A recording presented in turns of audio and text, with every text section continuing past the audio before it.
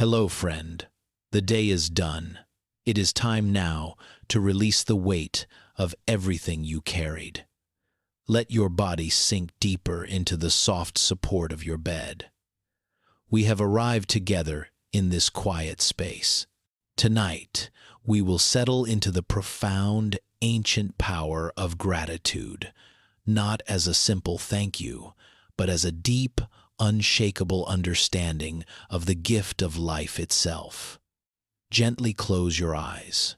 Take a breath, a slow, full breath in, and let a soft, quiet breath flow out. Do not try to hold on to any thought, any worry. Just allow yourself to simply be. Welcome to Lotus Whisper. Tonight, we turn our attention to the radical, transforming act of deep appreciation. We often wait for grand events to feel thankful. But the great teachers of the past, the Zen masters sitting beneath the moonlight, offered a different vision. They pointed to the simple act of breathing, the warmth of the sun, the quiet wisdom of the body, and they whispered, "The miracle is this moment." Gratitude is the wisdom that true peace is found not in acquiring more, but in fully receiving what already is. It is the practice of noticing the myriad causes and conditions, the farmer, the rain, the earth, the lineage of your own life, that have all converged to allow you to rest here, right now. Let the quiet depth of this thankfulness wash over you now, as you prepare to rest. If these whispers of peace bring a gentle calm to your mind, please consider subscribing to the Lotus Whisper channel so that this quiet guidance may continue to find you whenever you need it most. We begin our journey tonight by exploring the subtle, silent enemy of gratitude, the illusion of control. You might be lying here, feeling the quiet rhythm of your own heart. Yet somewhere, deep in the restless chambers of the mind, a tiny demanding voice whispers, "It must be different." This voice belongs to the part of us that believes safety is a cage we build ourselves, a cage made of rigid expectations and tight plans. We have been taught, since we were small, that the secret to a good life is to fight, to chase, to hold on tight to the things we love, and to push away the things we fear. This striving, this endless effort to manage the unmanageable, becomes a thick, dusty curtain drawn across the window of our life. And behind that curtain, the light of the present moment filled with simple, quiet gifts goes unnoticed. We are too busy polishing the bars of the cage to realize that the vast, beautiful, indifferent sky is always there, waiting just outside. Buddhism offers a gentle, radical exposure of this deep-seated habit. It asks us to look not at what we are trying to control, but at the very nature of all things. When we study the world with a quiet mind, we see one truth repeating itself in every breath, every heartbeat, every falling leaf. Anicca, impermanence, everything changes. The cup of tea you held this morning is already cold. The strong emotion that gripped you at midday has softened and faded. The face of the person you love is subtly different today than it was yesterday. This is not a failure of the world. It is the operating system of the entire universe. Yet, we resist it. We try to freeze the perfect moment, or we desperately try to rush past the difficult one. In this resistance, we create a tremendous amount of internal friction, a quiet war waged against reality itself. Imagine a single drop of morning dew clinging to the tip of a blade of grass. It is perfect.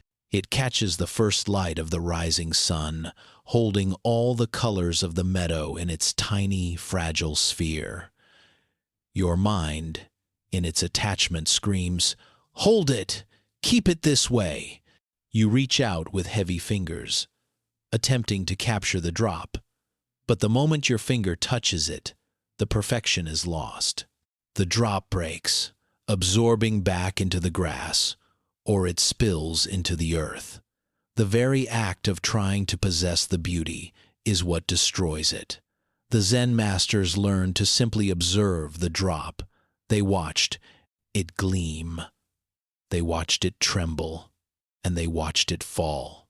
And in that simple, detached observation, they found not sadness over its disappearance, but a profound, quiet gratitude for its brief, shining presence.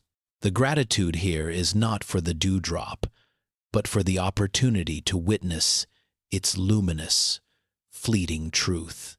This is the doorway to true appreciation, stepping back from the control tower of the mind and allowing the world to simply happen. Think for a moment about the people who have shaped your life. Each relationship is a garden of constant change. Sometimes the flowers are vibrant and fragrant. Sometimes the soil is dry and hard. If you demand that the garden must only ever be in full bloom, you will spend your entire life in sorrow, frustrated by the inevitable turning of the year. But if you practice gratitude for the simple fact of the garden, for the sight of the soil, the memory of the blooms, the promise held within the seeds, then every stage, even the quiet winter, becomes meaningful. The illusion of control is the belief that if we worry hard enough, plan enough, or hold on tight enough, we can somehow transcend this universal law of change. But all this holding does is steal our energy, leaving us exhausted, lying awake, wondering if everything is really going to be okay. The Buddha gently reminds us that true safety is not something we can engineer. It is something we recognize. True safety comes from accepting the impermanence of everything and choosing to meet it with calm awareness instead of stiff resistance. When you realize that the foundation of the world is not solid rock but a constantly flowing river, you stop trying to build a static house upon it. Instead, you learn to trust the buoyancy of your own being. You learn to be like a boat, flexible, aware of the currents, grateful for the water that carries you, even as it moves. Consider the simple act of breathing. It is the most fundamental, rhythmic expression of impermanence. The in-breath is born, it stays, and it dies, giving way completely to the out-breath. If you tried to control the breath, if you demanded that the in-breath last forever, or fought against the need for the out-breath, you would immediately induce anxiety, panic, and suffocation. Yet, when you release all control and simply allow the breath to breathe itself, it becomes the ultimate source of calm, stability, and life. Gratitude, in the Buddhist sense, is the spiritual equivalent of the out-breath. It is the gentle release of the need to cling. It is the quiet acknowledgement that this moment, this life, this breath, is utterly unearned and absolutely precious, precisely because it will not return. Think back to a time when you truly understood loss. Maybe it was the loss of a beloved figure, the loss of a familiar place, or the loss of an old self. In the immediate wake of that change, the mind often fights, argues, and struggles against reality. But eventually, a quiet softening occurs. And in that soft, quiet space, a deep, resonant appreciation often rises for what was. This is gratitude forged in the crucible of impermanence. It is a thankfulness that honors the transient nature of the gift. This acceptance is not resignation. It is a profound, active form of peace. It is the recognition that the world is too vast, too complex, and too interconnected for one mind to manage. And the moment you drop the heavy burden of being the manager of the universe, you are free. You are free to simply be present. And presence is the fertile ground where gratitude naturally blossoms. Imagine a monk tending a simple garden in a high mountain monastery. He is not trying to make the radish grow. He knows he cannot control the rain or the sun or the composition of the soil. His work is simply to show up, to weed, to water, to protect the fragile sprouts, and to be profoundly grateful for the conditions that allow the seed to become a plant. He is grateful for the generosity of the earth, the kindness of the sky, and the long, silent history of the seed itself. His gratitude is holistic. It is an appreciation not just for the result, the radish, but for the entire web of causes and conditions that make the result possible. We can apply this simple, earthy wisdom to our own lives. You are resting now. Do not just feel grateful for the bed beneath you. Allow your gratitude to expand. Be grateful for the fabric of the sheets, which required countless hours of growing cotton or fiber, spinning thread, weaving, and transport.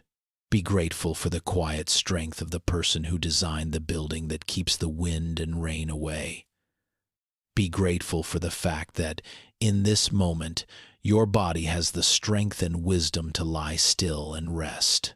Be grateful for the complex, silent network of veins and arteries that carry life through your entire form. In this expanded, interconnected view, we begin to see that we are not isolated islands fighting for survival.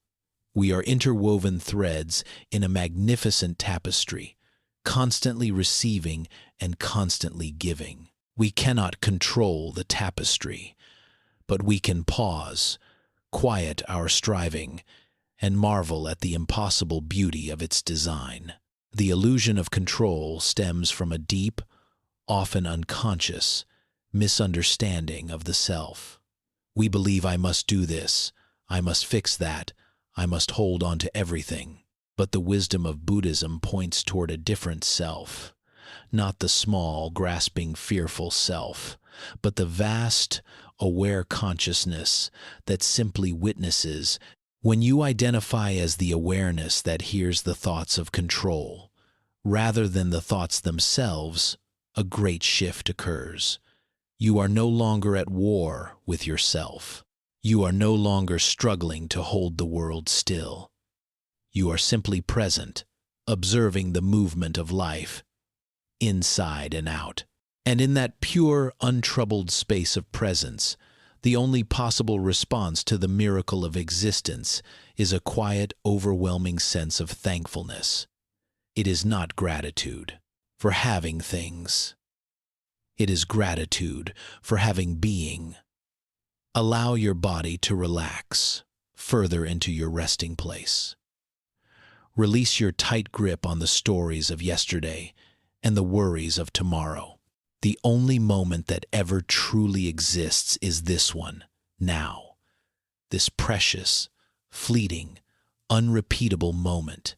Let the weight of control dissolve, and allow the lightness of acceptance, the quiet power of anicca, to guide you into a deeper peace. The simple acceptance of change is the most profound gift we can offer ourselves, because it is the prerequisite for seeing, truly seeing, the gift that is already here. You do not need to fight to be safe. You only need to relax into the truth of the flow. And when you do, gratitude becomes as effortless and natural as the quiet rhythm of your own breath. Rest now in the wisdom of letting go. As you lie here, resting, the vast truth of impermanence that we explored in the last segment quietly settles within your being. If everything is always changing, then what shapes that change? What is the unseen hand that guides the flow of the river that is your life? Tonight, we turn to the most misunderstood, yet most essential, teaching in the Buddhist tradition: the law of karma. For many, the word karma carries a heavy weight. It is often imagined as a divine accountant, keeping score, waiting to punish you for an old mistake. It sounds like fate, like an unchangeable script written long ago. But the Buddha's teaching on karma, in its deepest, most gentle sense, is entirely different. It is not about punishment. It is not about destiny. It is a simple, beautiful, and deeply practical law of the universe. Cause and effect, centered entirely on intention. The Buddha said, "It is intention that I call karma. Having intended, one acts by body, speech, or mind." Listen to that again, letting the truth sink into your tired mind. Intention is karma. Karma is not what happens to you. Karma is the quality of the action that arises from you. It is the subtle, almost silent energy contained within every choice. And this wisdom is the very foundation of deep, liberating gratitude, because it reveals that you are not a victim of a random universe, but a co-creator of your own experience. Imagine your mind as a beautiful, fertile garden. Every thought, every quiet inner choice is a seed you are planting in that soil.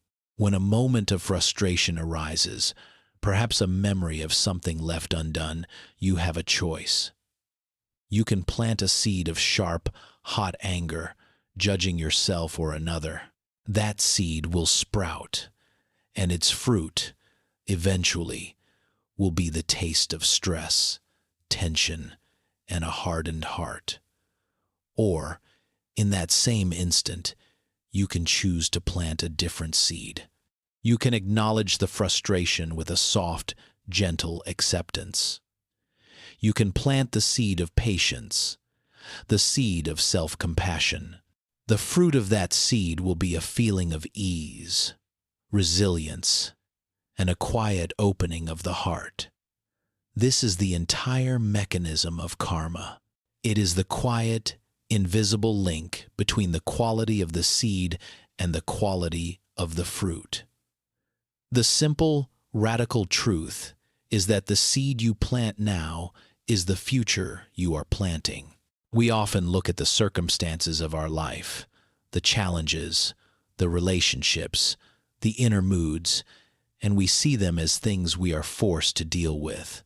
We forget that they are the fruit of seeds we have already planted, perhaps unconsciously, through thousands of small, repeated intentions.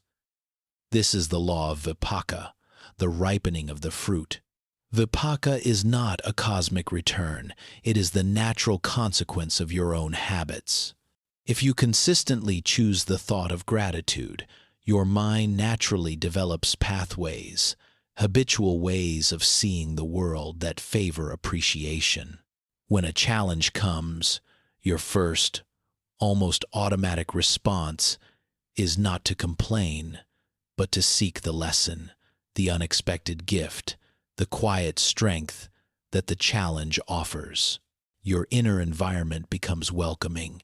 But if you consistently choose the thought of complaint, worry, or fear, then when a good moment arrives, your mind's habitual channels are so well worn that you bypass the joy, defaulting instead to a search for the flaw, the problem, the thing that might soon go wrong. The Zen masters understood that life is not made up of grand, sweeping decisions, but of these tiny, subtle, moment-to-moment choices of intention.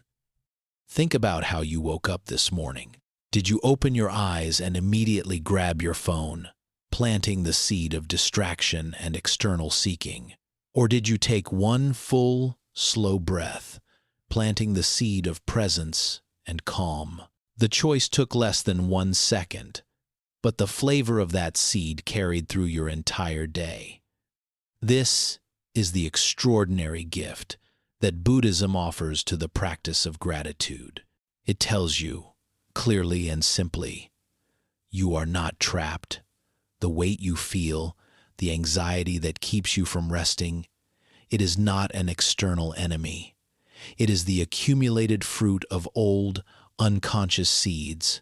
And the glorious news is that this moment, right now, as you lie here, is the only moment where a new seed can be planted.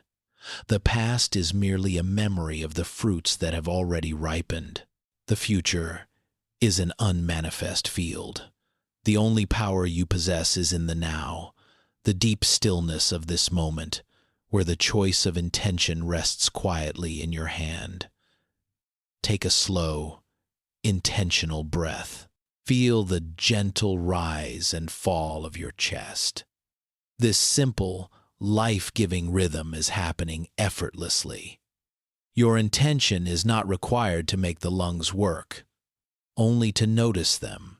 Let your intention be focused, just for a moment, on the desire for true rest, on the wish for a quiet, untroubled mind. This is a positive seed. Plant it gently. In this deep understanding of karma, gratitude ceases to be a forced action and becomes a deep, abiding realization. What are we grateful for under the law of karma? First, we are grateful for the gift of choice itself.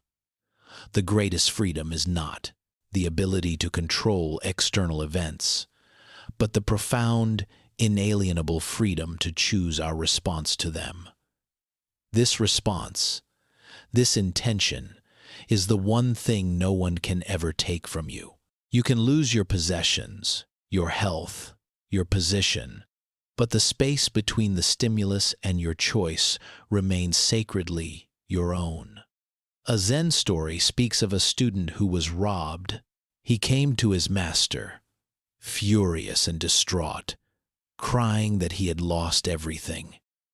The master smiled quietly and said, "No, they only took what was outside of you. Your freedom to respond, your heart, your intention, they could not even touch." Gratitude is the choice to use that freedom well. It is the intention to look at what remains, not what is gone. It is the intention to see the lesson, not the injury. Second, we are grateful for the lessons contained within suffering. This may sound paradoxical to a restless mind, but it is one of the deepest truths of the path. When the fruit of an old, unconscious seed, a moment of difficulty, sadness, or pain finally ripens, it is not a random attack. It is a clear, precise message from the universe. It is the universe showing you, with profound clarity. This is the kind of fruit that grows from that kind of seed.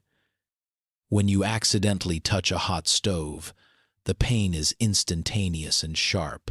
The pain is not a punishment. It is a vital, kind instruction. Do not place your hand there again. In the same way, when you experience suffering that is the result of past anger, past craving, or past judgment, that suffering is the gentle, unavoidable instruction. Do not plant that seed of intention again. The truly thankful heart learns to say, not, "Why me?" but, quietly, "Thank you for the clarity. Thank you for the teaching that shows me how to choose better next time." The suffering fades, but the wisdom, the gratitude for the lesson, remains. Third, we are grateful for the support of the subtle network.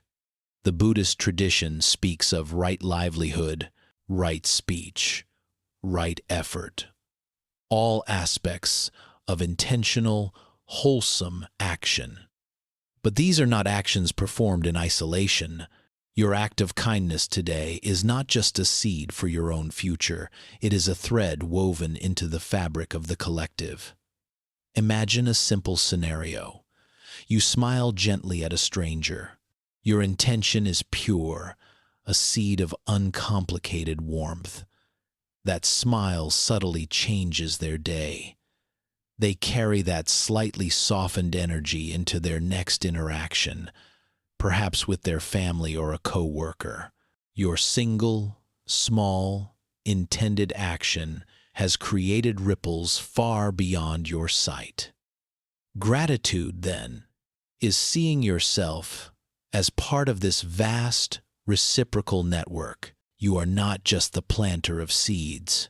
You are also the recipient of the shade, the water, and the quiet care of countless others' positive intentions, the infrastructure of the world, the quiet kindnesses of strangers, the selfless work of your ancestors. When you look at your resting place now, this comfortable bed, the silent roof above your head, the simple, clean water you drank, these are all fruits of good intention, not just your own, but the cumulative good intentions of thousands of human beings, past and present. To recognize this is to feel a quiet, profound humility and a boundless sense of thankfulness. It is impossible to feel truly isolated when you realize your entire existence is supported by this massive web of action. This perspective gently releases the pressure to be perfect. Since every moment is a seed, you don't have to wait for a perfect day or a perfect life to start cultivating gratitude. You can begin right now, in the middle of your mess, in the quiet of your room, by simply choosing one thing to appreciate.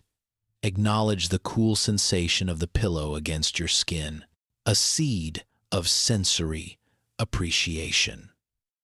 Acknowledge the fact that for this one moment you are safe, a seed of security. Acknowledge the deep, silent effort of your own body that worked hard all day and is now quietly repairing itself, a seed of self-respect. Each of these is a tiny, positive intention, a wholesome seed planted. And because of the unwavering law of karma, you can rest in the absolute certainty that this seed will ripen into a future moment of ease, a future moment of joy, a future moment of quiet strength. The Buddha's teaching on intention transforms gratitude from a fleeting emotion into a fundamental way of being. It is the practice of planting the right seeds, not in hope or fear, but in the unshakable wisdom that the harvest is guaranteed by the natural law of the universe. So, let your consciousness become soft now.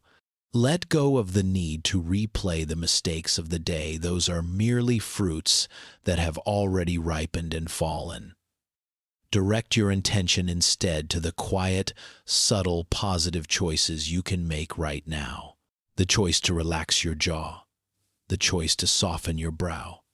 The choice to be thankful for the simple fact of being able to hear these words, or the sound of the air moving in the room. Rest in the knowledge that your mind is the most fertile ground in existence, and the greatest gift you can give yourself and the world is the intentional cultivation of peace. Every conscious, gentle breath you take is an act of creation, a seed of kindness, a step toward a future filled with greater ease. Feel the deep peace that comes from this responsibility.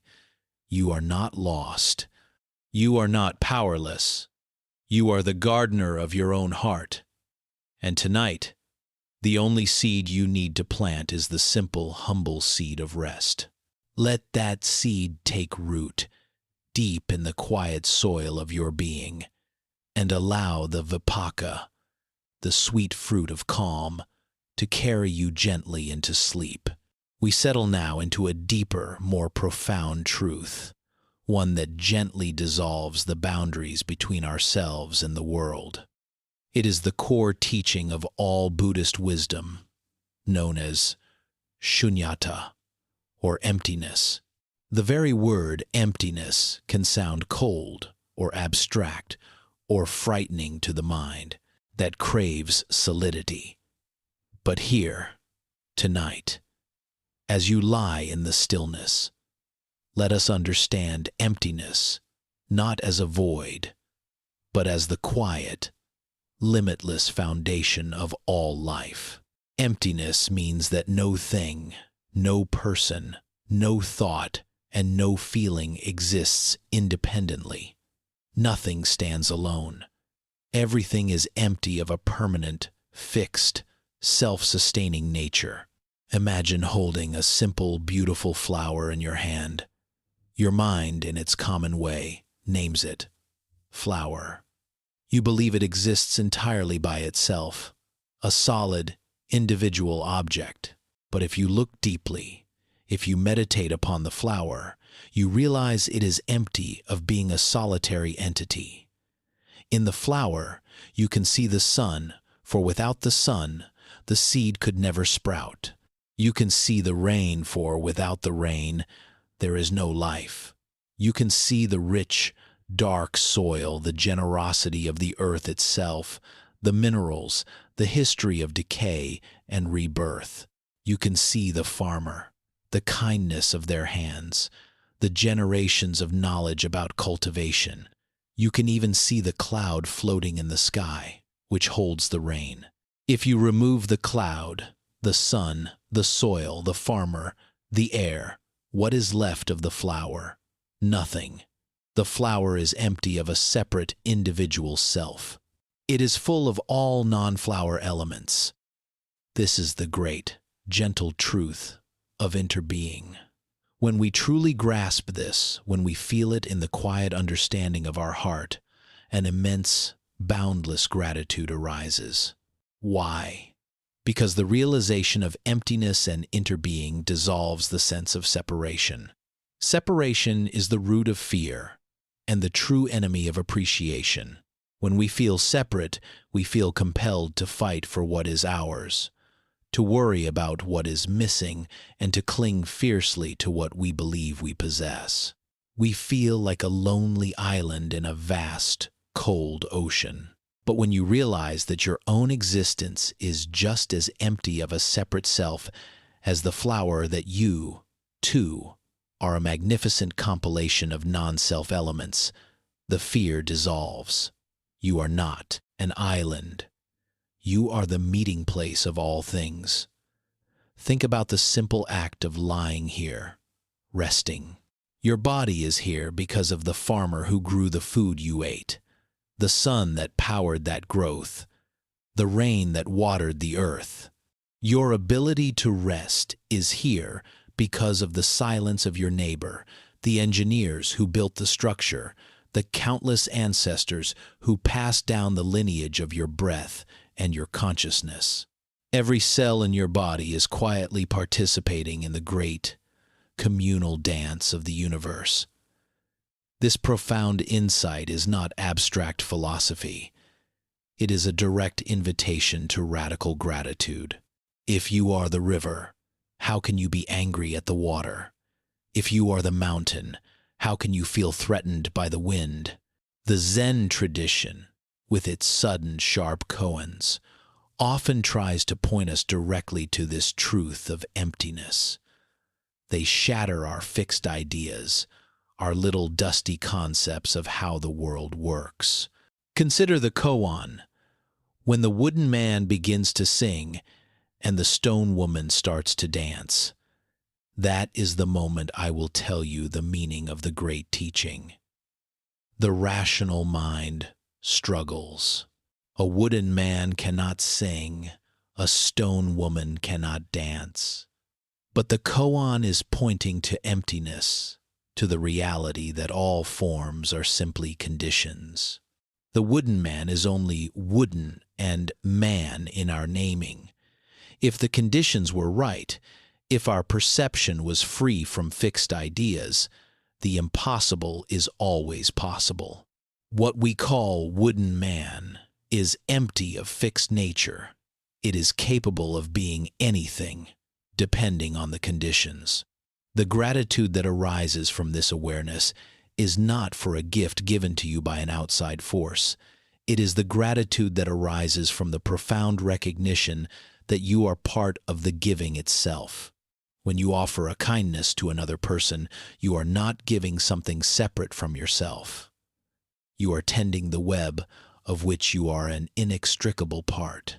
The good that comes back to you is not a payment. It is the natural pulse of the ecosystem of interbeing. This is why Buddhist practice emphasizes generosity, or dana. Dana, the act of giving, is the highest expression of gratitude. You give, not because you have a surplus, but because you know deeply that you are not separate from the recipient.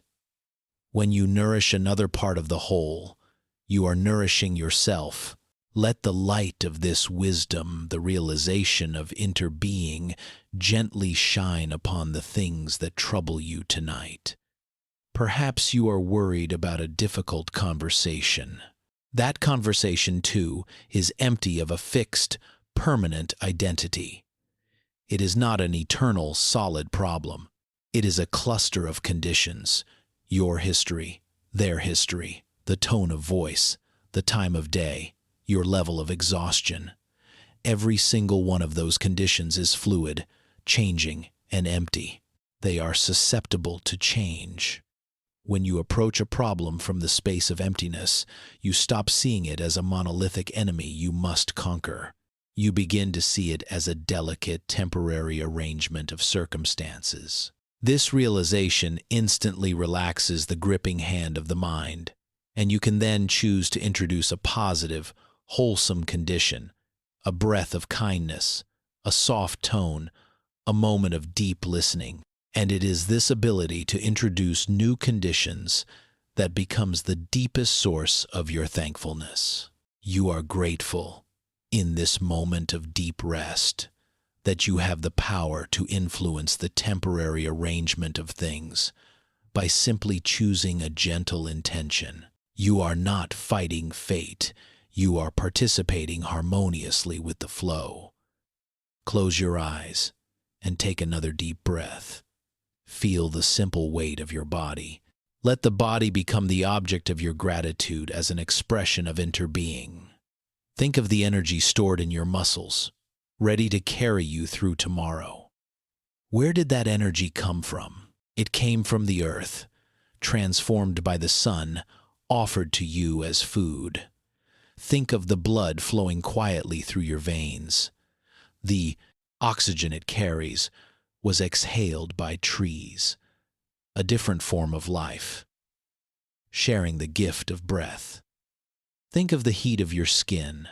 It is the warmth of the Big Bang, the friction of atoms, the light of ancient stars. You are not an artifact. You are a process. You are the continuous movement of the universe, passing through this unique form for this brief, miraculous time. And because you are a process, you are constantly renewing, constantly changing, constantly capable of letting go of the old pattern and beginning anew. Every moment, every breath offers a fresh start. This is the profound mercy and the greatest gift of emptiness. It is the guarantee that change is always possible. We are so deeply interconnected that when you choose gratitude and ease for yourself, you are sending a quiet, positive ripple out into the entire shared system. Your peace becomes a condition for the peace of others. Your relaxation tonight is an act of generosity for the world. Let the tension melt away from your feet, from your hands, from the soft places around your eyes. Imagine the heavy, fixed ideas, the solid worry, the solid anger, the solid regret dissolving like mist under the warmth of the morning sun. They are empty of solidity. They are simply passing conditions, and they are already moving on. Rest in the vast, quiet space of not knowing, which is the heart of emptiness, not knowing what tomorrow holds, not knowing how the challenges will resolve, not knowing anything beyond the immediate, peaceful sensation of this breath. In this space of profound humility, your heart opens wide, and gratitude is the only possible response to the miracle of life unfolding. The world is not a collection of separate heavy things you must manage. It is a seamless, shimmering web of causes and conditions, and you are a luminous, contributing thread within it. Rest now, secure in your place, within the whole. Rest, and know that you are safe, supported, and interwoven with everything.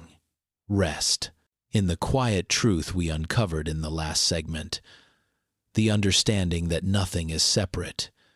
You are interwoven with the cosmos, a magnificent node in a boundless web of existence. But how exactly does this web function? How does it weave the beautiful tapestry of your moments? And how does it sometimes tie the knots of your discomfort and worry? Tonight, we settle into the gentle, profound understanding of dependent origination, often called the great chain of becoming. This is the Buddha's essential map of reality. It shows us, step by simple step, how everything from a thought to a cloud to a lifetime of experience arises, dwells, and passes away. It is a subtle, quiet teaching, best understood not as a lecture, but as an intimate, personal observation of your own mind, right now, as you lie here. Dependent origination reveals that life is not a random series of events, but a continuous chain of causes and conditions. When one link is present, the next link arises. When the first link ceases, the next one ceases as well. It is a formula of existence. This arising, that arises. This ceasing, that ceases. Imagine it as a flowing river. Each link in the chain is like a bend in the river, setting the direction for the water that follows. The very first link, the ancient source of the river, is ignorance. This is not stupidity. This is simply not knowing the truth of interbeing, not seeing the reality of impermanence. It is the fundamental, subtle misunderstanding that makes us believe we are separate, solid beings who can successfully grasp and hold the things we love. Because of this simple ignorance, the mind begins to create mental formations, habits of thought, reactions, and intentions. This leads to consciousness, the flicker of awareness that registers experience, and that quickly grows into name and form the physical body and the names we give to our experiences. Now, the world comes alive. We have the six sense bases: sight, sound, smell, taste, touch, and the mind itself. When a sense base meets an object, your ear meets the quiet sound of the night, or your mind meets a passing memory. This is contact, and contact inevitably leads to feeling. This is the point where the entire chain accelerates. Feeling is simple, pleasant, unpleasant, or neutral. When the mind is ignorant of the truth of impermanence, that first link, it meets a pleasant feeling and immediately rushes forward to cling to it, crying, "More! Hold on to this! This is craving." It meets an unpleasant feeling and immediately rushes to push it away, screaming, "No! Make it stop!" This is also craving. Craving quickly becomes grasping, the active effort to acquire or push away. Grasping leads to becoming, the formation of a future moment based on that intense effort. Becoming leads to birth, the continuous birth of stress, the birth of the next moment of confusion, and every birth ultimately leads to old age and death. the decay of that moment, the exhaustion of the effort, and the inevitable return to discomfort. This is the great, quiet engine of suffering. Ignorance giving rise to craving, and craving giving rise to the constant, subtle stress of trying to manage the unmanageable. But the Buddha showed us the map not to condemn us, but to show us the break in the chain. The most crucial, liberating point in the entire cycle is the moment between feeling and craving. This is the sacred pause. A pleasant feeling arises, a wave of warmth, a quiet moment of calm. If you meet this with the old habit of ignorance, you immediately crave, I hope this feeling lasts. I must make it happen again tomorrow. And in that craving, the peace is already broken. An unpleasant feeling arises, a fleeting doubt, a small ache in the body, a memory of a harsh word. If you meet this with ignorance, you immediately crave cessation. I hate this. I need to run away. Why can't I stop thinking about it? And in that push, the suffering deepens. Gratitude, in the context of dependent origination, is the right action that breaks the chain. When a feeling arises, gratitude is the intentional choice to pause, to look at the feeling, and to simply acknowledge it, softly. I am experiencing a pleasant feeling. Thank you for this temporary gift. Or, I am experiencing an unpleasant feeling. Thank you for the information it provides, and the opportunity to be patient. In this pause of acknowledgement, this moment of quiet, non-clinging appreciation, craving does not arise.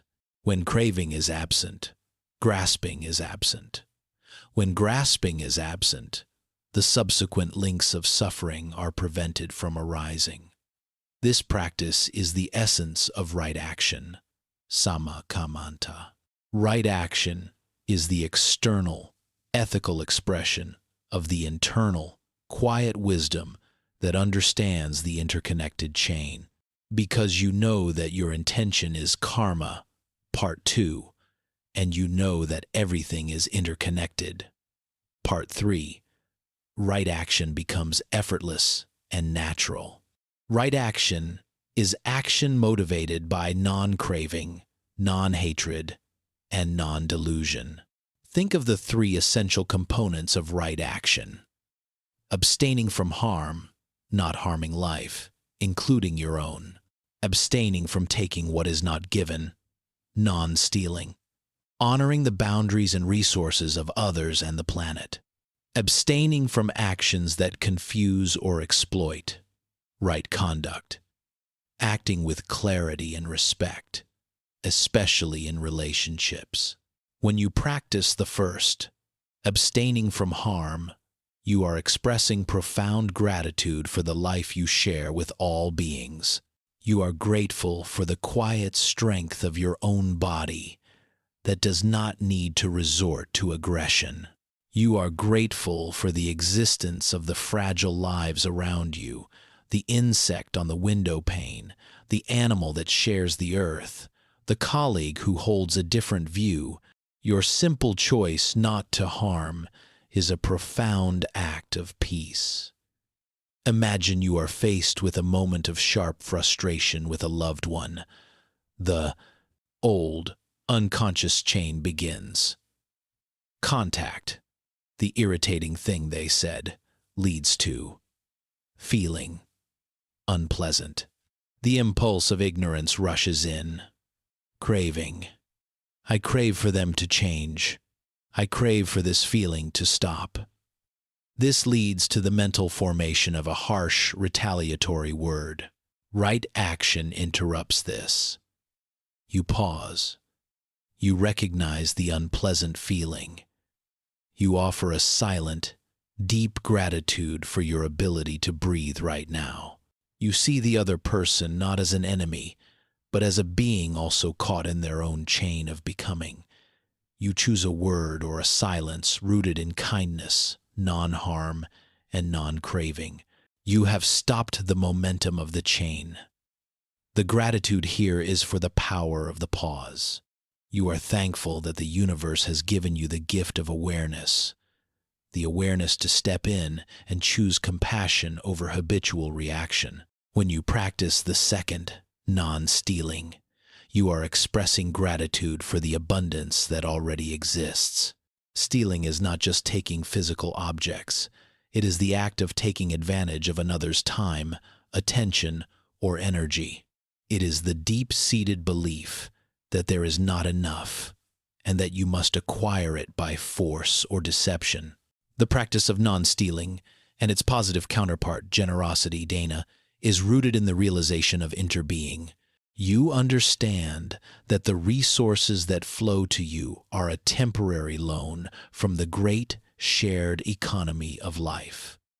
You are grateful to be a conduit. You rest in the deep knowing that true richness is not the amount you accumulate, but the amount you are willing to let flow through you. Lie quietly now and feel the truth of this abundance. You have a roof over your head. You have the air to breathe. You have a body that, even in its imperfections, is functioning quietly, working to keep you alive. These are vast, unearned riches. You do not need to steal time from your rest with worry, and you do not need to steal peace from yourself with anxiety. You have enough. You are enough. Right action, ultimately, is the practice of living in alignment with the truth of dependent origination. It is realizing that your actions are not separate, isolated events. They are conditions that create the world you will wake up to tomorrow. The most important right action you can take right now is the action of right effort towards rest. Your mind may be active, trying to run the chain of becoming, craving for a solution, grasping for a conclusion, becoming the worried self. Your right effort now is not to fight the thoughts, but simply to redirect your attention with gentle, persistent kindness. Notice the thought, I should have done this today. Acknowledge the feeling, unpleasant, a hint of regret. Apply the pause, the right action. I am grateful for the chance to learn from this thought. Now, I gently bring my attention back to the cushion, to the sound of my breath. This is the non-doing action that breaks the chain. It is not an aggressive act of control. It is a gentle, grateful turning toward the present moment. Let your body sink deeper into the quiet certainty that you are precisely where you need to be. The chain of causes and conditions that brought you to this moment has created this opportunity for rest. You are now exercising your deepest freedom, the freedom to choose how you meet this precious, fleeting moment. Do not try to force sleep. That is craving. Do not fret about staying awake. That is grasping. Simply choose the right action of allowing. Allow the body to rest. Allow the mind to wander, and then gently, patiently, and thankfully bring it back to the quiet sensation of your breathing, the gentle weight of your body, the supportive silence of the room. The ultimate gratitude in the face of dependent origination is the quiet, deep realization. I am grateful for the power of this moment to change everything. Because the conditions are always changing, a new beginning is always possible. Because the chain can be broken at the link of craving, your peace is always accessible. You are not bound by the past. You are only bound by the quality of your intention, your chosen action in this present, single, sacred moment. Choose ease. Choose non-harm toward your own mind. Choose the stillness that allows the quiet joy of being to rise. Rest now, cradled by the certainty that your gentle, intentional presence is the greatest gift you can offer the world. We have seen that everything flows, a river of constant change. We have seen that our intentions shape the banks of that river. Now, tonight, we turn our gaze inward to the very heart of the flow. Who is it that is watching? Who is it that is grateful? For years, we have lived with a story about a solid I. This I has a name, a history, preferences, and worries. This I feels responsible for everything and judges itself relentlessly. This I is the one that feels most separate, most alone, and often least grateful. When things go well, this I claims ownership. I succeeded. When things go wrong, this I takes the blame. I failed. This tiny, demanding I holds the world's weight on its shoulders. It is the ego, the sense of self, that insists on being permanent and separate. This little I is the greatest obstacle to gratitude because it constantly compares, constantly finds fault, and constantly worries that it will not get what it deserves. It is an exhausting, relentless role to play. The gentle, revolutionary insight of the Buddha is the teaching of anatta, or no self. This is not a frightening doctrine that says you do not exist. It is a liberating truth that says you do not exist in the way you think you do. The self, the I you carry, is not a solid single entity. It is more like a river, a flickering candle flame, or a symphony.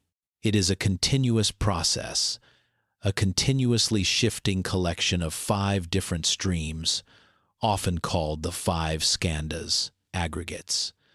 The skandhas are not you. They are simply the 5 classes of experiences that, when grouped together, create the illusion of a fixed person. They are like 5 temporary actors performing on a stage. The first stream is form, rupa, your physical body. Lying here tonight, your body feels warm, heavy, resting. But every cell is in flux. Oxygen is exchanged, blood moves, cells die and are reborn. The body you have tonight is subtly different from the body you had this morning. It is a beautiful, temporary collection of conditions, empty of permanent form. It is a gift of earth, water, fire, and air, constantly being loaned to you. The second is feeling Vedana, the simple, direct impact of experience, registered as pleasant, unpleasant, or neutral. These sensations are completely fleeting. A wave of comfort washes over you and immediately softens. A subtle ache arises and passes. They are like weather patterns, quickly moving across the sky of your mind. The third is perception, sakinya, the process of recognizing and naming things. The mind hears a sound and labels it car. It sees a shape and labels it shadow. This is the mind's filing cabinet, creating categories and names to make sense of the world. But the perception itself is never still, always adapting, always relabeling. If you look at an old photo of a loved one, your perception of them changes subtly over the years. The fourth is mental formations. This is the well of intentions, habits, opinions, attitudes, and choices, the subtle karma we explored. These are the active drivers of the mind, the tendencies that make you you. But even these are like currents in the water, constantly forming and dissolving. Your opinion on something that caused you stress today may soften and change completely tomorrow. The fifth is consciousness, vijnana, the raw, primal awareness that registers the existence of the other 4 skandhas. It is the light that illuminates the experience. But even this light is dependent. It only lights up what is present. Consciousness is simply the awareness of a passing sensation, not a permanent entity behind it. Look at these 5 streams. Not one of them is permanent.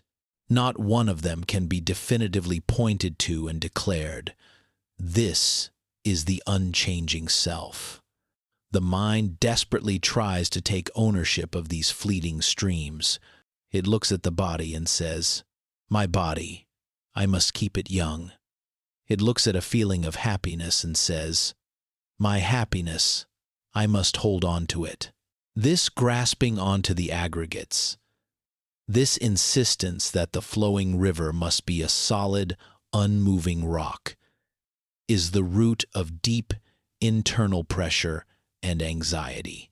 We are trying to stabilize the inherently unstable. The anxiety that keeps you awake often comes from the illusion that this solid I must constantly achieve, constantly defend, and constantly worry about a future that will ensure its survival. It is an exhausting job to be the one responsible for fixing the entire universe. The teaching of anatta is the ultimate invitation to lay down this burden. It is the realization that no one is home in the way you thought. There is no fixed little operator inside the control room. There is only the control room, quietly operating itself according to the laws of cause and effect. Dependent origination.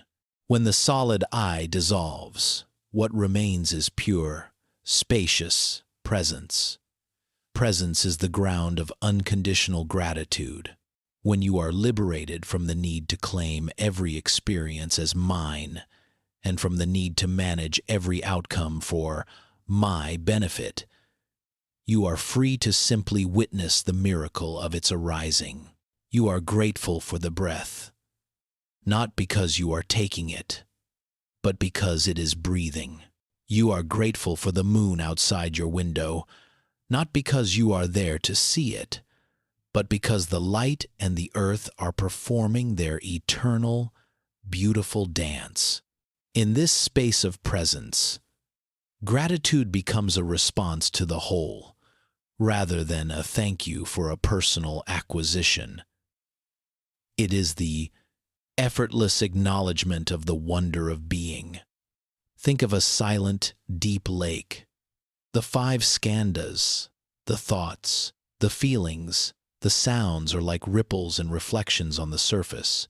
The small, grasping self is the constant, anxious effort to smooth out the surface and prevent any ripples from forming.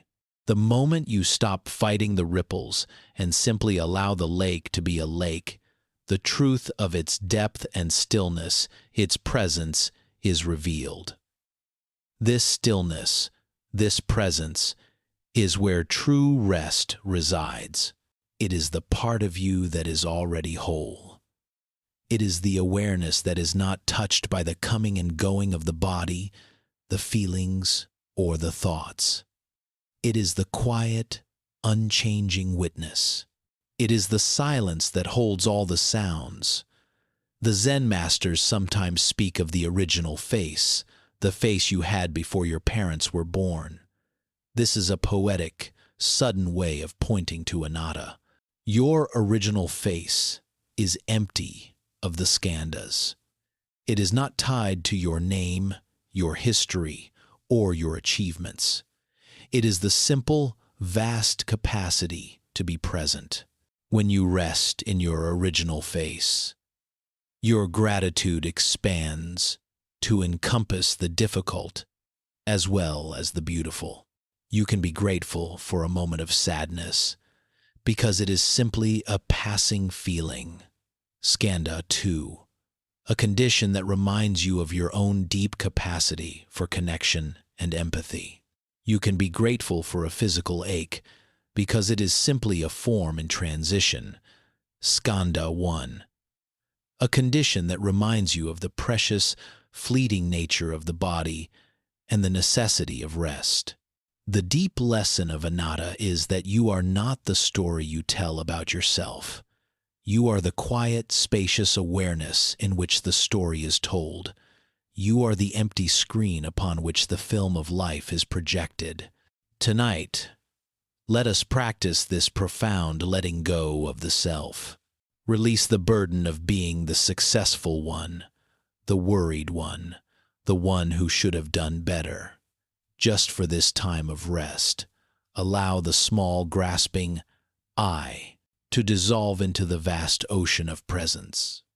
As you lie here, simply notice the 5 aggregates at work, the heavy, relaxed form of your body.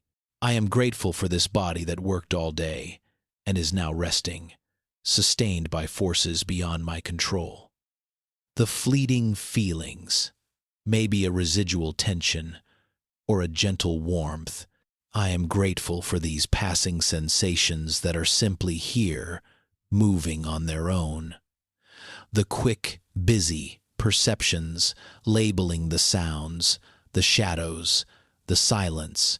I am grateful for the mind's function, its beautiful efficiency, and I gently let the labels go, needing nothing to be fixed.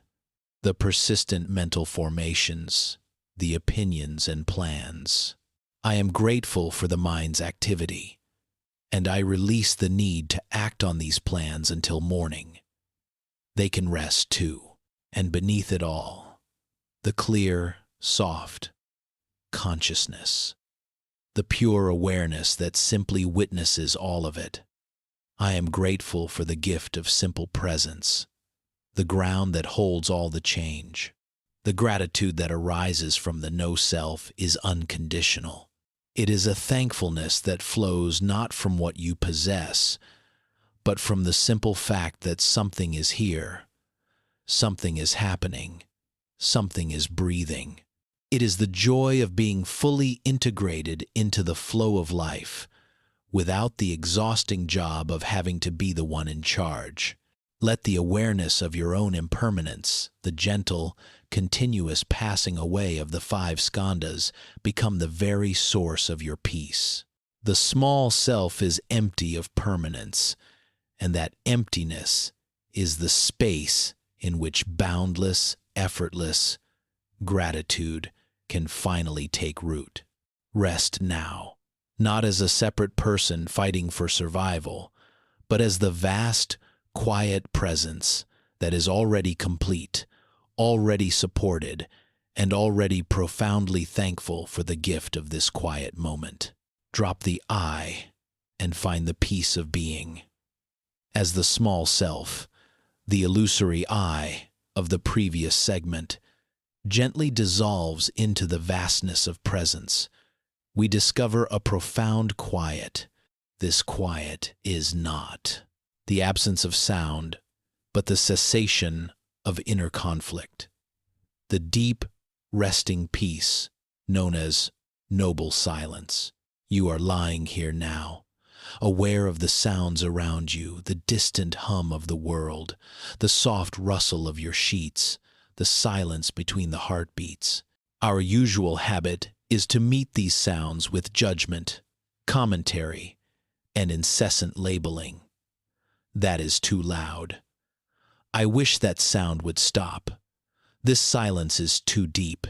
It makes me restless. This constant, noisy inner voice is the engine of our deepest unthankfulness. It is the voice that is always finding fault, always craving a reality different from the one that is currently present.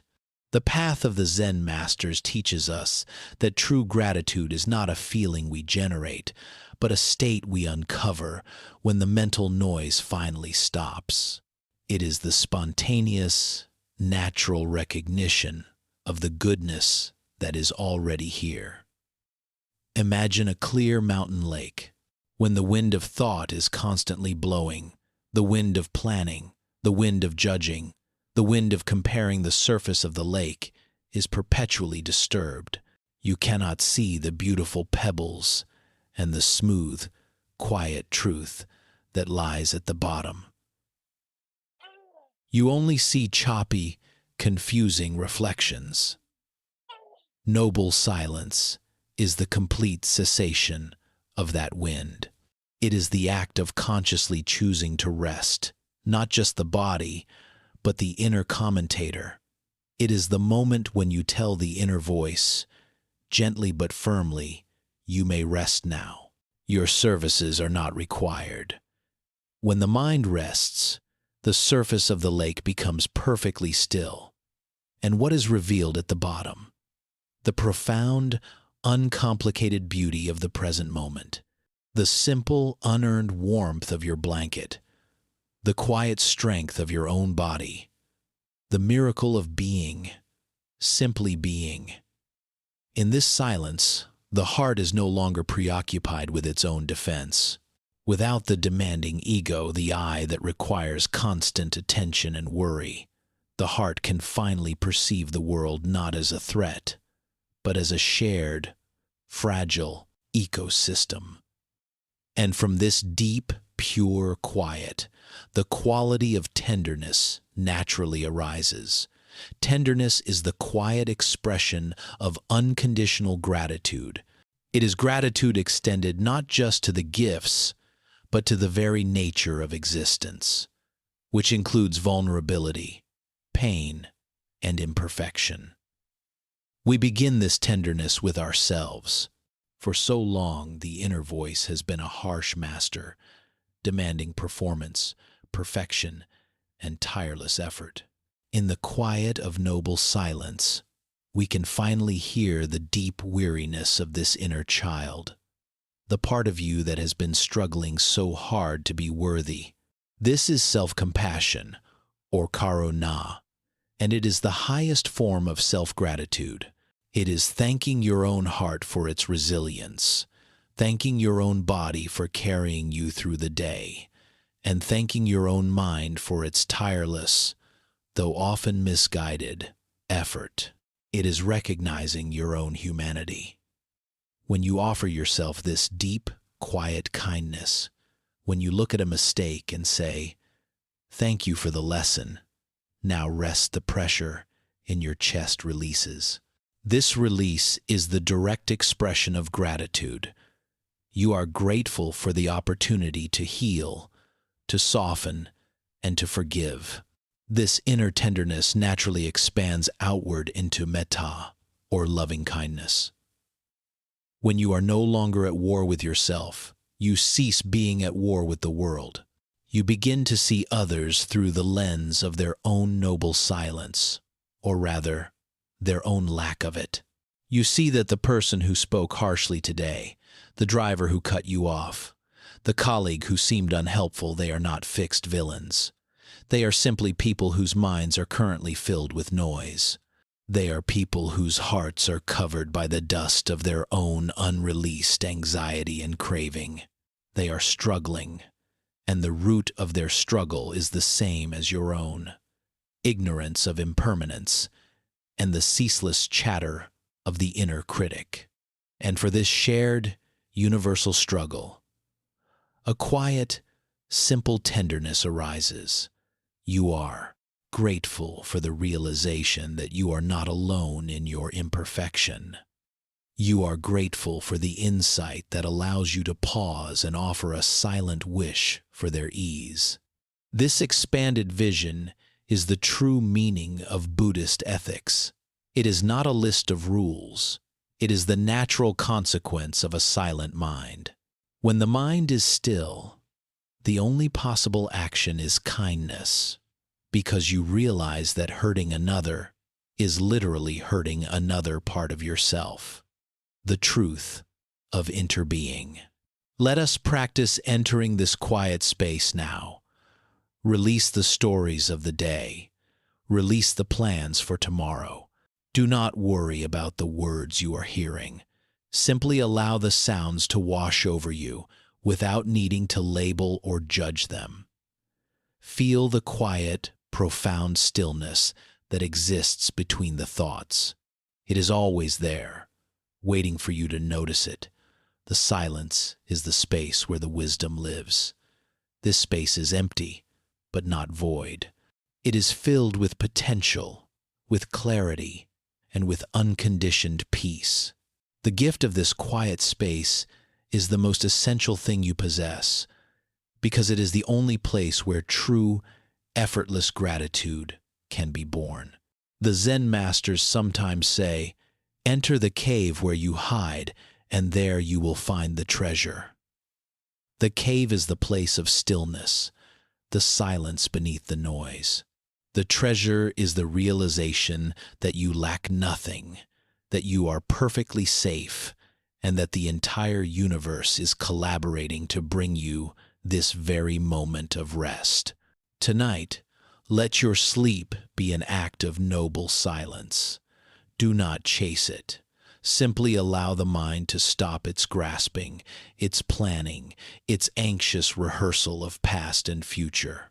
Rest in the vast, open, tender awareness that simply holds the experience of the present moment. This holding, this acceptance, is the deepest form of thankfulness. It is the recognition that what is enough. Let the quiet of your own heart become your anchor. Everything is fine. Everything is always changing, and in this change, there is profound freedom. Sink deeper, and let the tenderness of the quiet moment wash away the last remnants of the day. In the deep quiet that follows the dissolution of the small, grasping self, the mind can finally perceive the world not as a collection of separate objects, but as a single, living, shimmering field. This is the profound understanding of interbeing, or tuing tuk.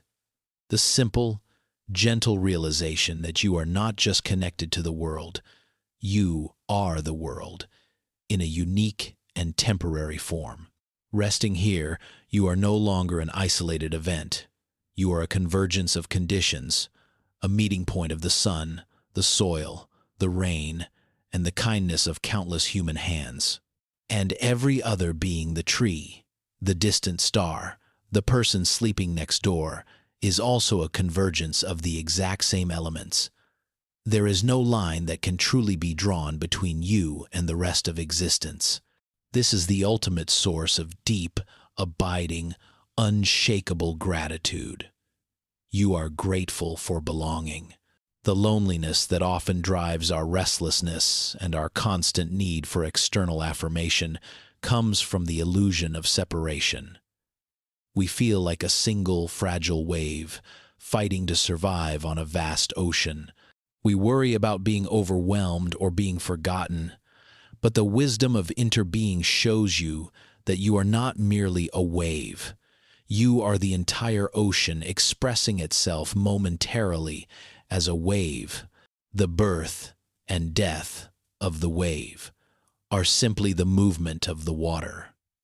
The water itself, the essence, neither begins nor ends. When you feel this deep, elemental connection, the pressure to achieve or acquire or prove yourself gently lifts.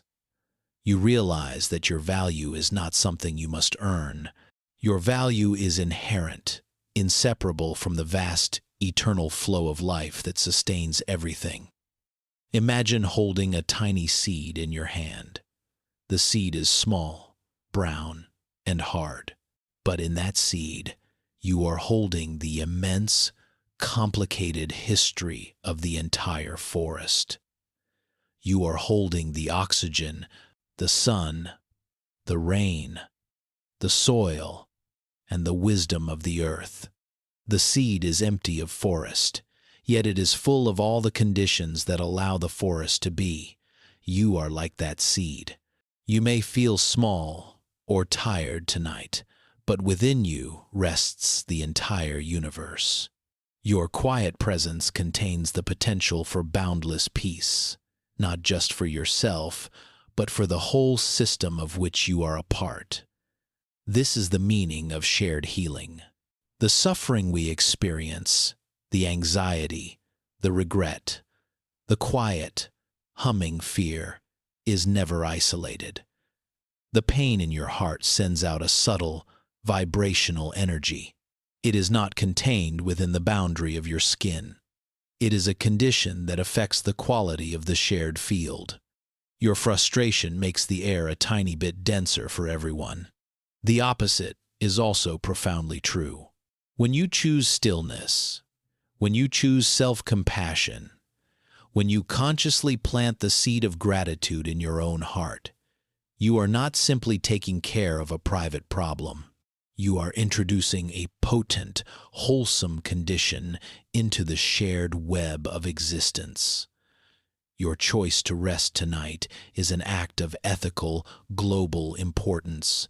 By allowing yourself to soften, to let go of control, to forgive your own mistakes, you are contributing ease to the entire world. You are, quite literally, healing the collective mind. The deep gratitude that arises here is for the opportunity to contribute peace. You are thankful that the simple act of self-care is a service to the whole. You do not need to perform grand gestures or travel to distant lands to be a force for good.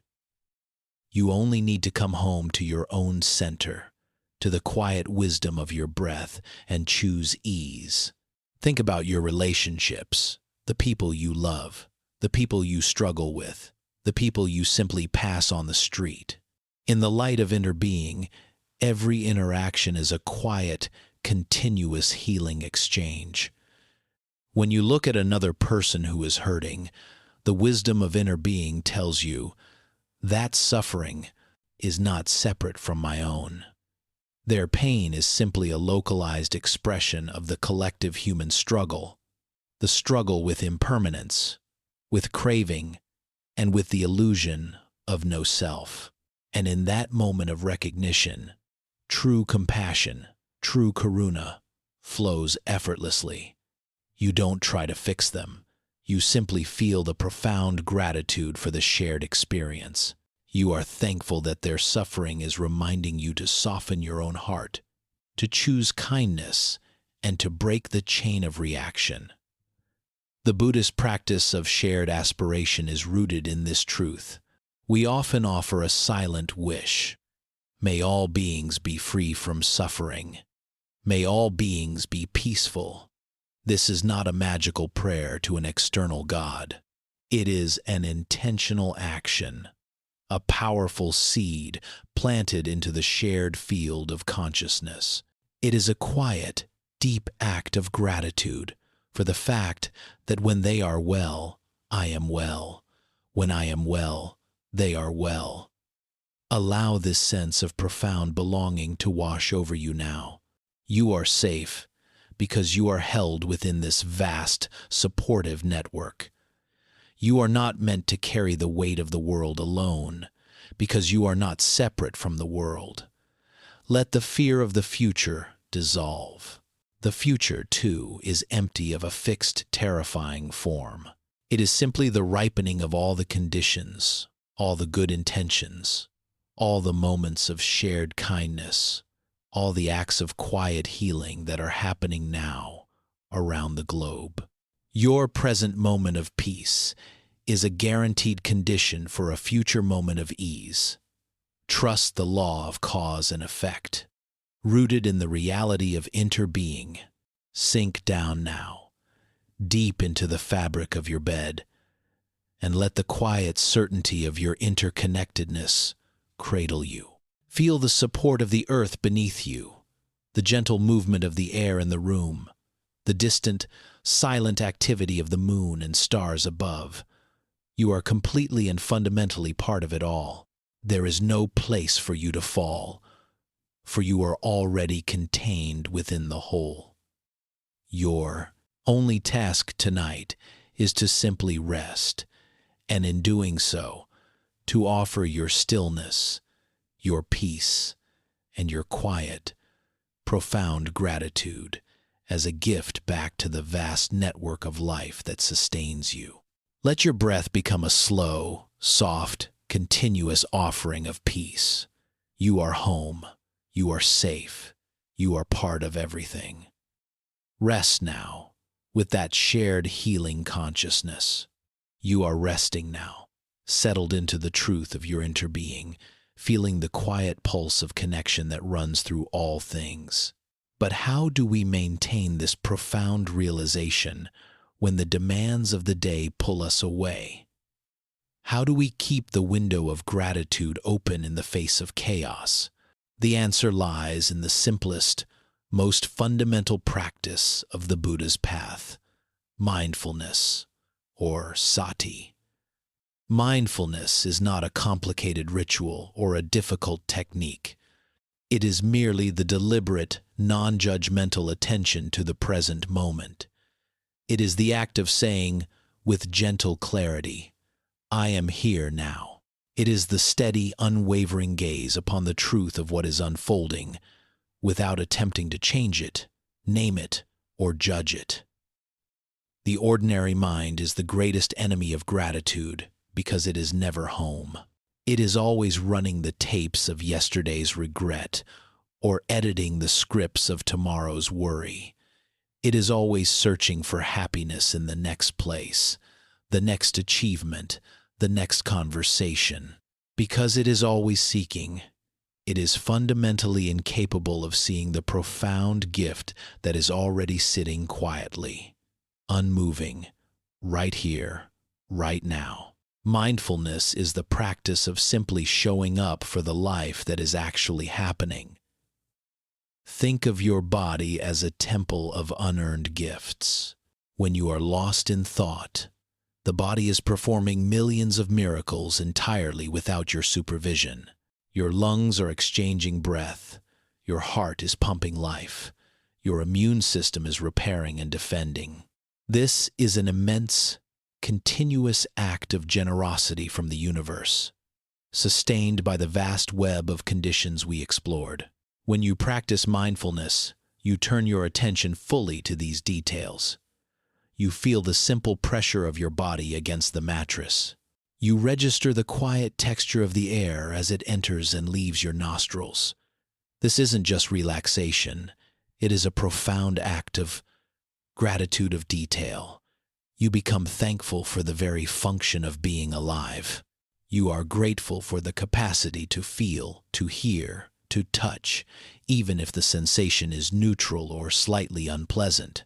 Because the moment you notice the simple sensation of touch, the softness of a blanket, the coolness of the air, you are pulled out of the frantic, the fictional world of worry and anchored into the undeniable reality of the present moment. The present moment is the only place where gratitude truly resides. The past is too heavy with regret. The future is too cloudy with anxiety. But now, this single, quiet point in time is a perfect, complete gift, free of charge. The Zen tradition, with its fierce, direct methods, often uses the koan to force the mind directly into this radical present moment. A koan is a short, paradoxical story or question given by a master to a student. It is not meant to be solved by intellectual thought. It is designed to short-circuit the thinking mind entirely. It is a spiritual hammer blow to the fortress of concepts. Imagine the famous koan. What is the sound of one hand clapping? The student tries to think. How can one hand clap? It must involve friction. Maybe it's a metaphor, but every intellectual attempt fails. The mind spins, frustrated, until it reaches a point of complete exhaustion. All ideas, all concepts, all cleverness fail. And in that moment of complete intellectual breakdown, that absolute surrender of the conceptualizing, grasping mind, the true answer sometimes arises. It is not a word or a philosophical answer. It is a sudden, blinding realization of reality as it is, stripped of all concepts. The student hears the chirping of a bird or the distant ringing of a bell, or the sound of the wind through the pines, and they realize that is the sound of one hand clapping. The sound is simply this moment, The question was never about mechanics. It was a demand to experience reality before the mind names it. This experience, this sudden shift from intellectual searching to direct, immediate presence, is always accompanied by a profound, spontaneous gratitude. Why? Because when the thinking mind stops searching, it realizes, I already have everything I need. The search for happiness, security, and meaning is driven by the illusion that something is missing. The koan, by forcing a complete stop to the search, reveals the inherent fullness of the present moment. The sun rising, the water flowing, the breath continuing this quiet, unconditional reality is seen as the greatest, most profound, unearned gift. The gratitude that follows the resolution of the koan is not for getting a reward. It is for the overwhelming joy of seeing clearly. It is the thankfulness for the truth itself. We can use this principle tonight.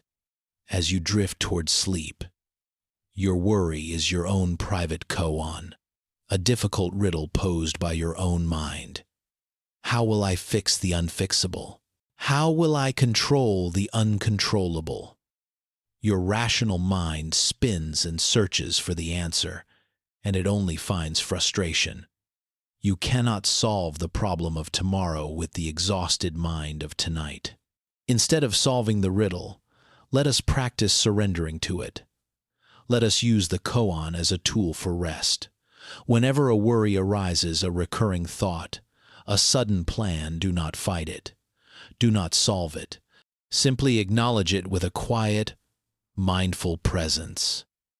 Ask the gentle koan, who is it that worries? Where does this thought go when it leaves? Can this moment be anything other than what it is?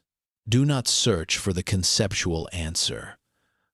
Let the mind search, and let the answer simply be the texture of the pillow, the sound of your own quiet sigh, the sensation of the air. Let the thinking mind exhaust itself on the unanswerable question, and then gently, patiently, let it drop. Mindfulness is the act of gently catching the mind as it runs off, and then returning it with quiet kindness to the anchor of the breath. Feel the breath now. The in-breath is a gift of energy. The out-breath is a gift of release. They are perfect expressions of impermanence, of giving and receiving, of the endless flow of life. The simplest, deepest expression of gratitude is found in the mindful acceptance of the breath. Thank you for the in-breath. Thank you for the out-breath. This is your anchor, your point of perfect, unwavering reality. As you sink deeper into rest, allow the koan of the quiet night to dissolve your concepts. Let the stillness speak louder than your worries. Your mind is a beautiful, magnificent instrument. But tonight, it is time for the musician to put down the instrument and simply listen to the silence. The silence is full. It is complete. It is the vast, open space of awareness that holds all things, judges nothing, and is profoundly grateful simply for being the ground upon which the miracle of life unfolds. Rest now in the non-conceptual peace that is the deepest truth of your being. Let your gratitude be as simple and unwavering as the continuous, unearned rhythm of your breath. You are drifting now, settled in the quiet awareness that the present moment is your deepest refuge. The mindful gaze we practiced in the last segment reveals a profound, unceasing truth. Everything is in motion. Nothing is fixed. And the path to unshakable peace, to the boundless well of gratitude, is found in the simple, gentle acceptance of this constant, flowing change. We spend so much of our waking energy trying to anchor ourselves to the shore. We build houses of certainty out of fleeting moments. We desperately try to hold yesterday's joy or prevent tomorrow's inevitable shift. This resistance to change is the fundamental friction that burns away our rest and steals our quiet thankfulness. We believe that if we just cling harder, the world will stop moving for us. But the great kind truth is that the universe is incapable of being still, and it is a profound act of grace that it continues to move. Change, or anicca, is not an enemy to be fought. It is the essential condition for all life, all beauty, and all possibility. If the day did not end, the gentle mercy of night could not arrive. If the leaf did not fall, the tree could not prepare for new growth. If the old self did not quiet down, the new, wiser self could not be born. The exhaustion you carry tonight, the tension in your jaw, the restless hum in your mind, all of this is the residue of fighting the flow, of trying to force the river to run uphill. Tonight, we will rest in the image of one of the most powerful, beautiful, and heartbreaking expressions of this Buddhist truth, the mandala principle. Imagine yourself now in a quiet, high-ceilinged temple. The air is still, thick with the scent of sandalwood and old stone. A group of monks has spent weeks, perhaps months, in deep silence, working upon a wide, low platform. They are creating a sand mandala, a cosmic diagram of the universe, representing pure, enlightened reality. They do not use paint or solid stone. They use millions of grains of colored sand, fine, transient, easily scattered particles. With meticulous, unwavering focus, they pour the sand through slender metal funnels, slowly building the intricate geometric patterns. The work requires absolute concentration, absolute presence, and boundless patience. Look at the colors in your mind's eye. Deep sapphire blues, vibrant ruby reds, gold and emerald greens, all swirling into perfect symmetry. This creation is an unparalleled expression of beauty and devotion. Every line, every shape, every grain of sand is an offering, a meditation on the perfection of the Buddha's teachings. It represents the perfect, illuminated world that the mind is capable of creating and inhabiting. The monks work without expectation of permanence. They know, from the very first grain of sand, that this creation is doomed to be destroyed. Their work is a sacred meditation on the act of making itself, on the quality of the effort, not the ultimate result. Their deep gratitude is for the opportunity to create, not for the finished product. Now, fast forward to the ceremony of destruction. The mandala is complete, pristine, radiating perfection. The ceremony is quiet, profound, and deeply moving. The monks gather around the finished work, and then one of them takes a soft, wide brush. With a single, decisive sweep, he begins to erase the pattern. The perfect circles are broken. The sacred geometry is undone. The colors blend into a single, muted, messy, soft pile. And then, the sand, the months of tireless, precise effort, is carefully collected, placed into an urn, and carried in a procession to the nearest flowing water, a river, a stream, or the ocean. As they pour the colored sand into the river, it is carried away, dissolving and mingling with the water, dispersing into the vast, indifferent ocean. The beautiful, perfect world has returned to the elements from which it came. This is the mandala principle. This is the profound, active acceptance of change. What is the immense wisdom, the deep, quiet gratitude contained in this act? 1. Gratitude for effort over outcome. The monk's deep thankfulness is for the discipline, the concentration, and the purity of intention that went into the making. The final destruction teaches them, profoundly, that true joy is found in the present tense of the work, not in the future tense of the result. When you shift your gratitude from the outcome to the effort, your fear of failure dissolves. Failure is simply the natural dispersal of the sand. The quality of your effort, the strength of your intention, remains a permanent wisdom in your heart. Part 2. Tonight, let your anxiety about tomorrow's tasks dissolve into this understanding. Your job is not to guarantee the perfect outcome. Your job is simply to show up with your best, most mindful, most ethical effort. Be grateful for the capacity to try, to work, to contribute. That is the only thing you truly possess. The outcome belongs to the river of conditions. 2. Gratitude for release, non-clinging. The destruction of the mandala is the ultimate training in non-attachment. The monks do not weep. They do not cling. They understand that to hold on to the sand to try to preserve the form would be to violate the very teaching the mandala represents. The beauty of the mandala is contained in its impermanence.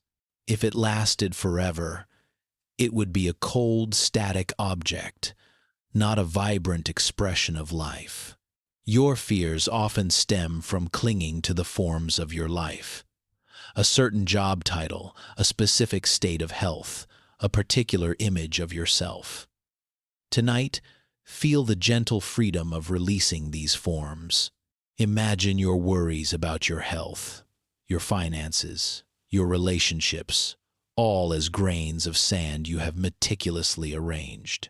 Now, take the soft brush of your breath, and with one gentle sweep of awareness, let them blend and blur. The forms are gone, but the essence remains. The loving energy you put into the relationship remains. The discipline you use to build your career remains. The fundamental goodness of your heart remains. These essences are the true permanent treasures that cannot be swept away by the river of time. Be grateful for these essences. 3. Gratitude for recycling and renewal. The final act is the return of the sand to the river. This is not throwing away, it is recycling. The sand, now enriched with the spiritual energy of months of meditation, is returned to the earth to enrich other things, to become a condition for future life. The destruction is a profound act of generosity. When a difficult chapter of your life ends, a period of struggle, a job loss, a broken dream, it feels like a destruction. But the mandala principle reminds you that the energy is not wasted. The suffering is not pointless. All the strength, the patience, the hard-won wisdom you gained during that time is simply being collected and poured back into the river of your life. It is now enriching the current, creating new conditions for a future, stronger form to arise. Be grateful for the hard-won wisdom that comes from the cycle of destruction. Be thankful for the energy that is now being recycled into the deep, restorative rest you are having tonight. The energy you spent worrying is now transforming into the peace you need to sleep. It is all a continuous, compassionate cycle. 4. The immovable center of the flow. The profound paradox of the mandala is that even when the pattern is scattered, the center is never lost. The very first point the monks lay down, the central dot that defines the entire geometry, is the anchor. Even when the sand is one messy pile, The knowledge of that central point remains in their consciousness. The center of your life, the anchor of your being, is your pure presence. Part 5. The center is the awareness that hears these words. It is the part of you that is empty of form, untouched by the skandhas, and therefore cannot be scattered by the winds of change. Your life is a continuous series of mandalas, the mandala of your childhood, the mandala of this current week, the mandala of your relationship with your work. They are all being created and destroyed in real time. But as you rest tonight, sink deep into the realization that the observer of these mandalas is permanent, serene, and whole. Your true self is the quiet, immovable center that simply watches the sand being laid down and swept away. Rest in the gratitude for this unshakable center. You are grateful that you are not the temporary form, but the eternal, peaceful awareness that contains it. You are safe because the center of your being is beyond the reach of change. Let the worries of the day, all the perfect plans that inevitably became imperfect reality, be gently swept away now. Feel them dissolve like grains of sand being poured into a vast cleansing river. The pressure in your head loosens, the tension in your shoulders melts, the tight knot in your stomach softens. You are free, free from the need to cling, free from the illusion of control, free to simply witness the gorgeous, heartbreaking, ever-changing dance of life. The world is not fighting against you. It is simply flowing according to its perfect nature. Your only task tonight is to flow with it, trusting that your essence, the kindness, the awareness, the resilience, will be the foundation for the next beautiful, fleeting mandala that tomorrow will bring. Rest now in the profound, quiet gratitude for the freedom of letting go. You are settled now, having witnessed the exquisite truth of change, the depth of interbeing, and the freedom found in the mandala principle. But the ancient texts remind us that even with this wisdom, the tendency to forget is powerful. The world we live in is a continuous, relentless cycle of confusion, a wheel that constantly turns, known as samsara. Samsara is not a distant, fiery hell. It is the immediate, continuous suffering born from the illusion of separation and the effort of clinging. It is the cycle of seeking pleasure that never lasts and avoiding pain that is inevitable. It is the feeling of lying here tonight, knowing the truth of impermanence, yet still feeling the subtle, anxious pull to worry about the future. It is the exhaustion that comes from being caught on the wheel. True gratitude, the deep, quiet thankfulness for life itself, is the complete opposite of samsara. Gratitude is the conscious choice to step off the wheel, to stop the endless chase, and to simply rest in the truth of what is. It is the realization that the sacred perfection we are seeking is not at the end of the line. It is in the simple fact of the line existing. How do we maintain this insight in the face of the wheel's momentum? How do we keep the heart open and grateful when the old habits of worry and craving pull us back? The answer lies in the persistent, quiet practice of right effort, samma vayama. Right effort is the dedicated commitment to cultivate wholesome states of mind and to skillfully release unwholesome ones. It is the disciplined maintenance of the garden we discussed earlier. It is not striving, it is tenderness and vigilance. Right effort is broken down into 4 gentle, continuous tasks: preventing the unarisen, unwholesome, stopping the old, negative seeds from sprouting. This is the moment when you recognize a familiar worry. I am not good enough.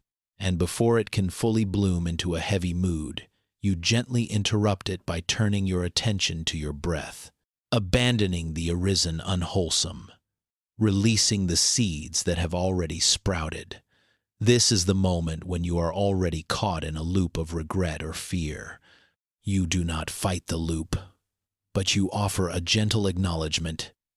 Yes, that worry is here, and then you deliberately choose to soften your body, to relax your mind, and to return to a simple point of gratitude, like the quiet sound of the night. Arousing the unarisen wholesome, planting new seeds of peace and gratitude. This is the conscious choice to notice the simple gifts, the warmth of your covers, the rest of your body, the quiet support of the room. This is the simple, honest recognition. I am safe now. Maintaining the arisen wholesome, nurturing the positive feelings when they appear. This is the moment of quiet joy, where you don't cling to the joy, which would be craving, but you simply acknowledge and appreciate its temporary presence, letting its gentle energy sustain your rest. Right effort is what turns the insight of the Buddha into the lived reality of your life. It is the engine of gratitude, and the entire foundation of this effort. The force that makes it gentle instead of aggressive is self-compassion. Karuna. When you try to stop an unwholesome thought with violence or self-hatred, stop worrying. You are a failure for being afraid. You are only planting a new seed of suffering. You are fueling the wheel of samsara with more conflict. The Zen approach is to meet every struggle, every painful thought, every moment of fear, with a quiet, boundless tenderness. This is the right effort of the heart. Think about the most relentless, damaging voice you hear, the inner critic. That voice is a fierce, frightened child trapped in the illusion of separation. It is trying, in its clumsy, painful way, to protect you from being hurt. It demands perfection because it fears vulnerability. Self-compassion is the act of gently taking that frightened child into your arms and saying, I see your fear. Thank you for trying to protect me. You may rest now. When you begin to treat your struggles as part of the shared human experience, not as flaws to hide, your presence becomes more honest. You stop needing to prove your strength. You start showing up as you are flawed, tired, and deeply human. This is not indulgence. It is discipline in its purest form. The discipline to stay when it hurts, to soften when you want to run, to forgive when the inner voice turns sharp. It is the realization that your own heart is the only place true gratitude can ever take root, and it must be nourished with profound kindness. This final, deepest layer of gratitude is thankfulness for your own capacity to begin again. You are grateful for the gift of this body, this mind, this breath, which are constantly renewing, always capable of a fresh start. You are grateful for the kindness of the path that tells you, it is okay. You are not perfect. You are not meant to be. Just breathe and begin with tenderness. Tonight, let the wheel of samsara stop turning. Stop the craving. Stop the running. Stop the worrying. Let your body sink deep into your bed, feeling the quiet strength of your own self-compassion. Take one final, slow, deep breath. Breathe in the intention of ease. Breathe out the last residues of struggle. Rest now in the knowledge that your gratitude is your practice, your kindness is your purpose, and your peace is your offering to the world. You are already whole. You are already worthy. You are already home.